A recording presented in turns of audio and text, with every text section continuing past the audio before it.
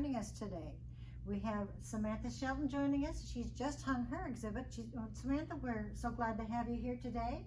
And thank you for your lovely artwork that you're sharing with us. Please give us a tour if you would, or maybe you'd like to start telling us a little bit about how you got to do this and a little bit of your background. Of course, I'm honored and thank you so much for having me install my exhibit. So the show is called On Softer Ground, and it is a collection of etchings made using the soft ground texture transfer, using a lot of craft elements such as lace, fiber, cut paper, applique, etc. These are two etchings from my carousel series. Both of them use the soft ground texture transfer. This one here, I used a piece of netting that looked like this. You can see how the texture is showing up in the background. And this piece here, I used a textured stencil to make the background on the bottom part of the etching. This one here, I used felt ribbon to do these these die cut flower. And then I also used in the background here, you won't believe it, puffy stickers. I loved how the puffy stickers really displaces the wax and creates this white line around the sticker when it's displacing the wax on the press.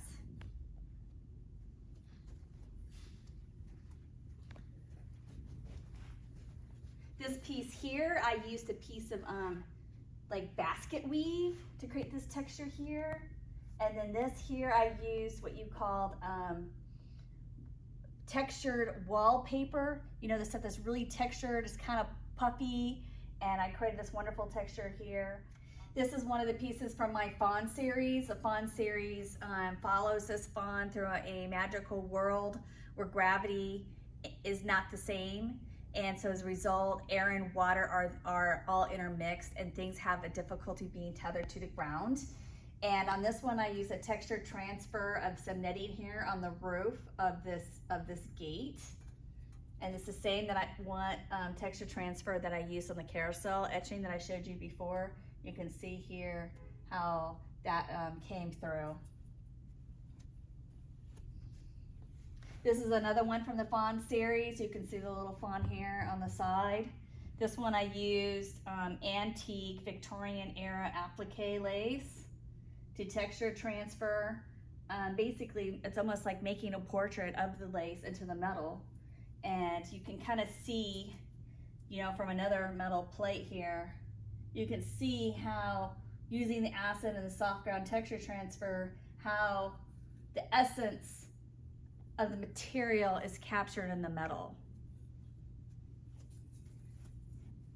This one, I have a 3-part series of etchings about a griffin, and they're all made from antique lace, or in this case, embroidery.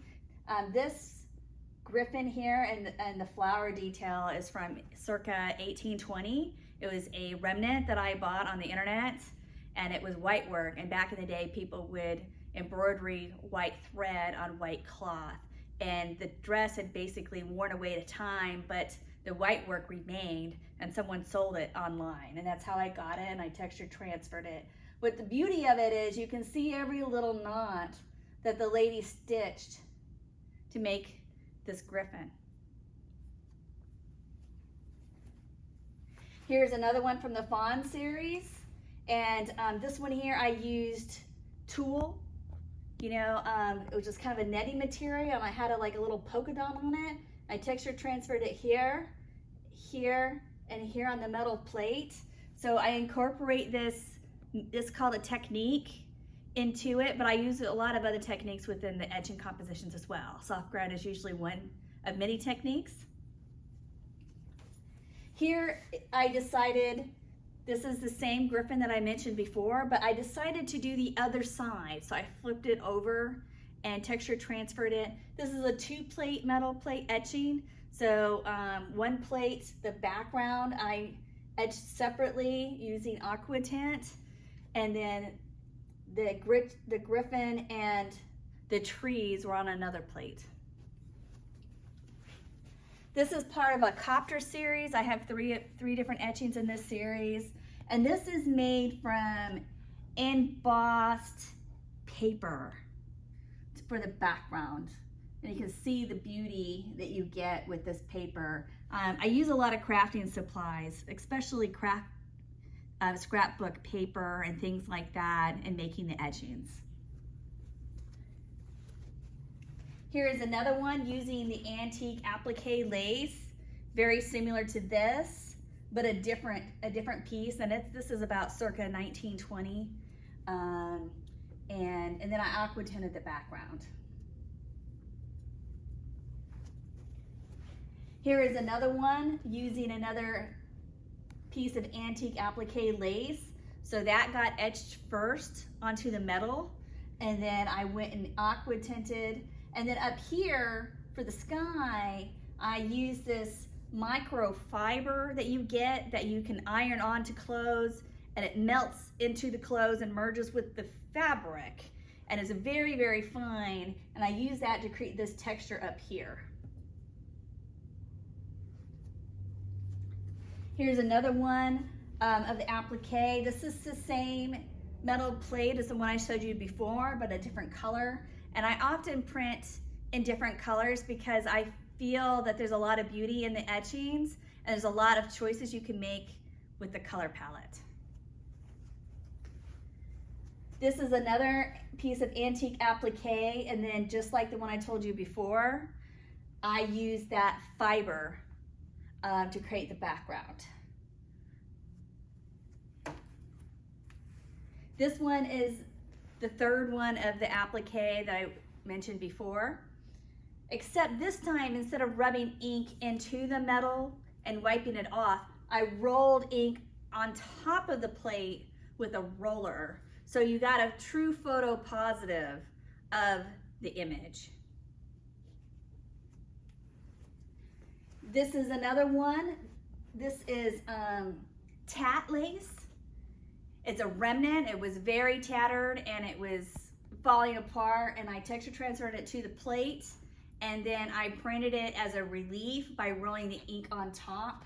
And so that's why you see the lace as being very white and the blue around it.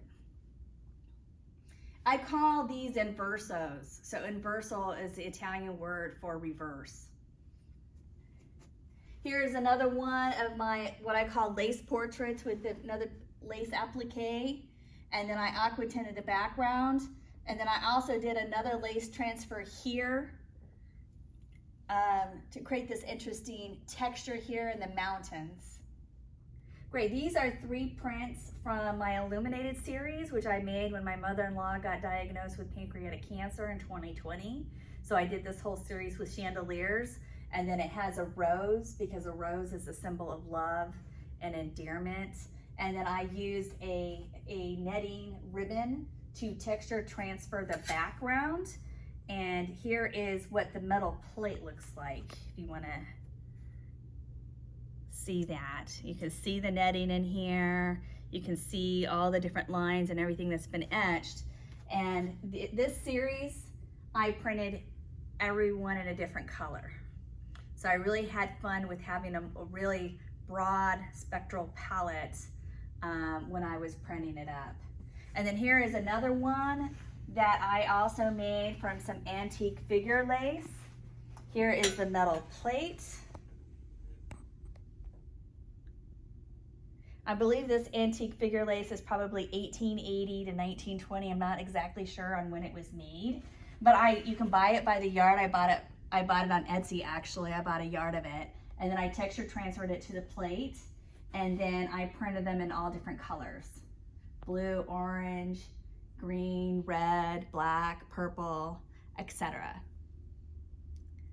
And I just want to say that all of the artwork is also available unframed, and I can customize the edition. So if you see something you like and you want it in a different color, it's very possible that I could do a custom print for you in the color of your choice. Well, Samantha, thank you so much for your time and sharing your lovely artwork with us. It's a fascinating process. I want to let our audience know that we are here 4 days a week, Mondays, Tuesdays, Thursdays, and Fridays, and our gallery is open from 10 a.m. until 4 p.m. We are closed on weekends, and we're closed on Wednesdays. You can enjoy the exhibit here that Samantha's created for us. up until March the 30th. So please try to come by if you're in the area, and thank you for joining us today. And thank you so much for having me. I am truly honored to be able to exhibit with you. It's been a pleasure. Thank you. Thanks for coming.